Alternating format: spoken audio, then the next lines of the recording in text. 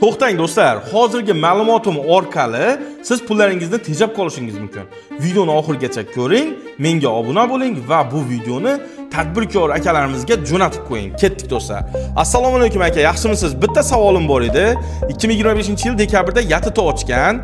Bugun menga qat'iy soliq kelibdi. 412 ming so'm va pensiyasi ham bor ekan. 1% soliqqa o'tilmadim hali.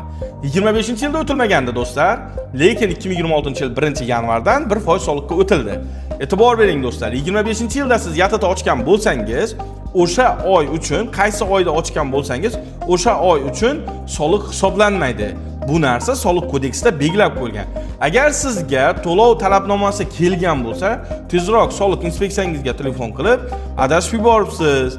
Bu xato kelgan menimcha, sababi biz 1-oyda to'lamaymiz-ku, soliq kodeksida belgilangan-ku deb aytib qo'ying.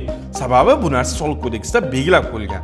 Agar buni uddasidan chiqa olmasangiz, bemalol tejamkor yetim outsourcing kompaniyasiga telefon qilsangiz, biz bu narsani sizga qilib beramiz xudo xolasa. Va undan tashqari savolni davomini o'qiyman do'stlar. Qat'iy belgilangan soliq doim to'layman 412 ming va aylanmadan olingan soliq 1% soliq to'laymanmi? Ha do'stlar.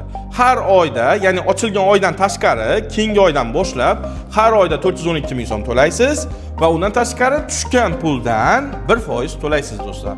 Shunaqa gaplar. Soliqlar, soliq imtiyozlari haqida bilimlarni har doim olib borish uchun menga obuna bo'ling. Rahmat.